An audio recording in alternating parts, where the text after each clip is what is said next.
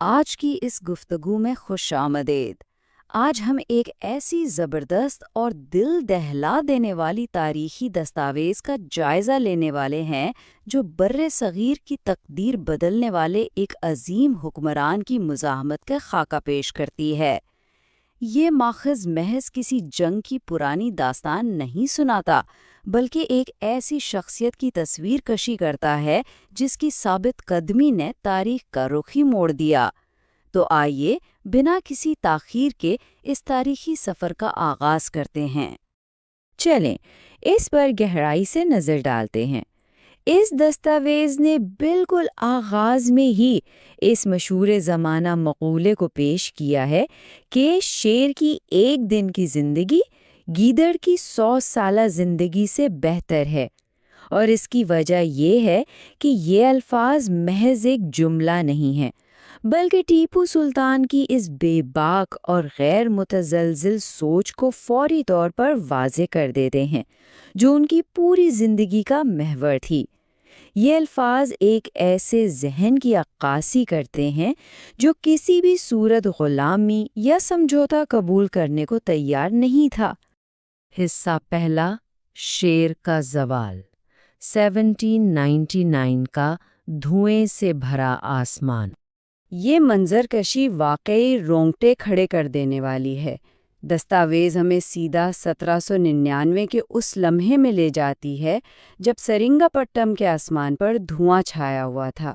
ایک طرف East India company کی بھاری فوج ہے اور دوسری طرف ایک تنہا حکمران جو آخری سانس تک لڑ رہا ہے۔ تاریخ بتاتی ہے کہ جب ایک انگریز جرنیل نے قلعے کی دیواروں پر اس شخص کی لاش دیکھی تو وہ حیرت سے دنگ رہ گیا، کیونکہ وہ کوئی عام سپاہی نہیں بلکہ خود سلطان تھا، ایک بادشاہ جو صف اول میں لڑتے ہوئے گرا تھا۔ آگے بڑھتے ہیں، حصہ دوسرا، ایک سلطان کا عروج، اور اس کے لیے چلتے ہیں 1750 کے فلیش بیک میں۔ یہ ٹائم لائن دیکھیے کتنی واضح ہے۔ 1750 میں ایک بچے فتح علی کی پیدائش ہوتی ہے، جسے بعد میں دنیا نے ٹیپو سلطان کے نام سے جانا۔ ان کی تربیت کوئی عام تربیت نہیں تھی۔ کم عمری ہی سے انہیں گھڑ سواری، تلوار بازی اور جنگی حکمت عملی کے ساتھ ساتھ گہری اسلامی تعلیمات دی گئیں۔ قرآن سے محبت ان کی بنیاد تھی۔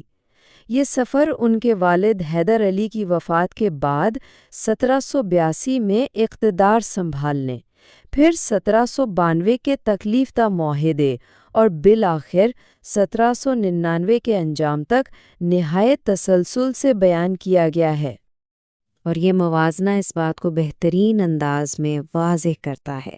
اس وقت کی جغرافیائی اور سیاسی صورتحال ذرا دیکھیے۔ ایک طرف مغل سلطنت زوال پذیر تھی اور مقامی ریاستیں آپس میں الجھی ہوئی تھیں، وہیں دوسری طرف ایسٹ انڈیا کمپنی محض تجارت تک محدود نہیں رہ گئی تھی، بلکہ ایک غالب حکمران قوت بن رہی تھی۔ ماخذ یہ ظاہر کرتا ہے کہ ٹیپو سلطان نے بہت جلد بھانپ لیا تھا کہ یہ جنگ صرف تجارت کی نہیں بلکہ آزادی اور بقا کی ہے۔ حصہ تیسرا، جدت اور طرز حکمرانی۔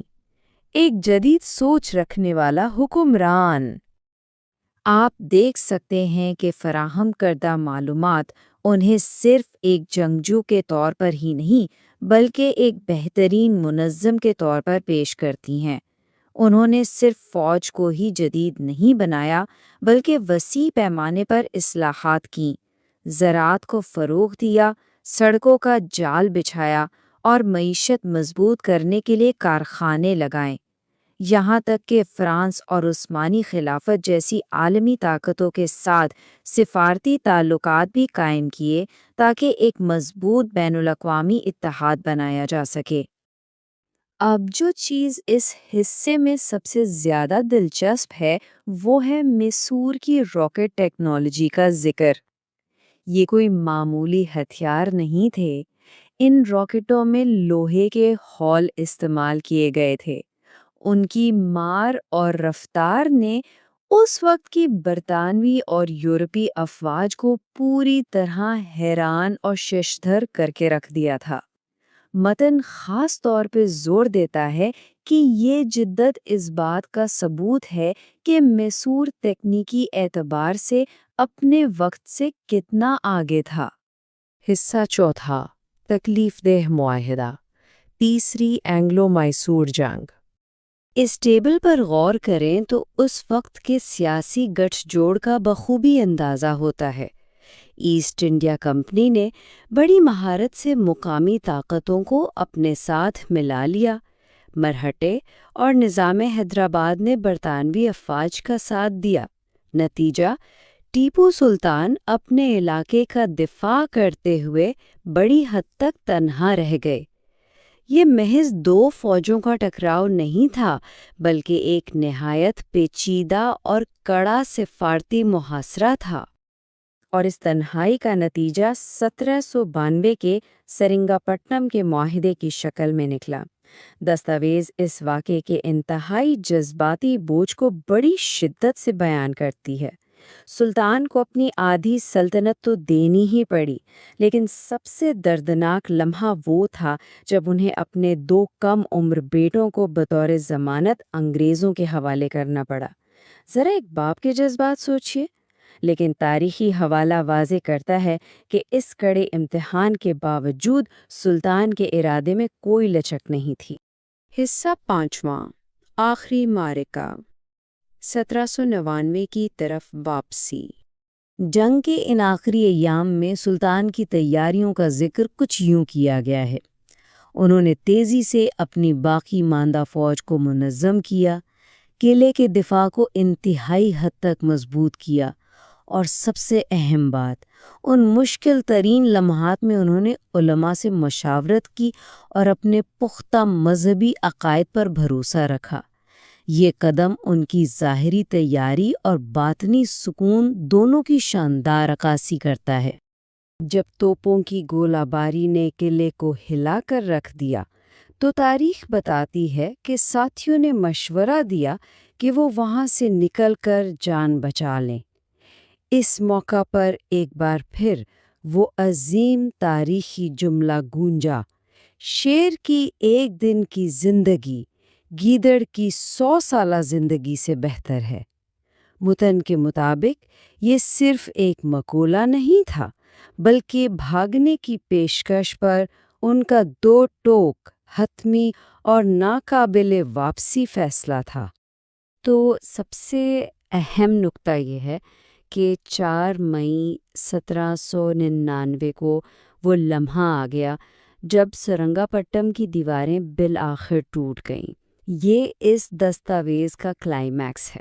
سلطان شاہی محل کے کسی محفوظ گوشے یا تہخانے میں نہیں چھپے، بلکہ وہ میدان جنگ میں اپنے عام سپاہیوں کے شانہ بشانہ لڑتے ہوئے ہاتھ میں تلوار لیے شہید پائے گئے۔ یہ ایک حکمران کا اپنے عوام اور اپنی مٹی کے ساتھ کھڑے رہنے کا آخری اور سب سے طاقتور مظاہرہ تھا۔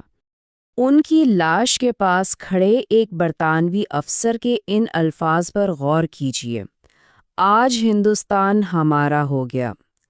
یہ اقتباس ظاہر کرتا ہے کہ ٹیپو سلطان کی شہادت محض ایک حکمران کی موت نہیں تھی، بلکہ اس نے پورے برصغیر پر برطانوی تسلط کے قیام کی باقاعدہ بنیاد رکھ دی تھی۔ یہ ایک بہت بڑا اور فیصلہ کن موڑ تھا۔ حصہ چھٹا، جرأت کی میراث، میدان جنگ سے آگے کا سبق۔ مصنف ان نتائج کو نہایت واضح انداز میں سامنے لاتا ہے۔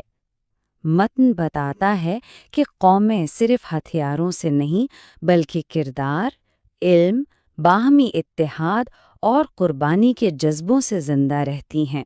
محض عسکری طاقت کسی لیڈر کی اصل میراث طے نہیں کرتی۔ اس تاریخی بیانیے کے مطابق غلامی قبول کرنے کے بجائے موت کو گلے لگانے کے اس ایک فیصلے نے ٹیپو سلطان کے نام کو تاریخ میں ہمیشہ کے لیے امر کر دیا۔ اور اس تمام جائزے کے بعد یہ دستاویز ہمیں اس گہرے اور سوچ بچار پر مجبور کر دینے والے سوال کے ساتھ چھوڑ جاتی ہے: کیا ظلم کے سامنے ہتھیار ڈال دینا آسان راستہ ہے، یا پھر حقیقی بہادری اس بات کا تقاضا کرتی ہے کہ ہر قیمت پر سچائی اور حق کے لیے ڈٹ جایا جائے؟ واقعی سوچئے گا اس پر۔ یہ ایک ایسی دستاویز ہے جو آج بھی ہمارے ضمیر کو جھنجھوڑتی ہے۔ آج کے اس معلوماتی جائزے میں ہمارے ساتھ شامل ہونے کا بہت شکریہ۔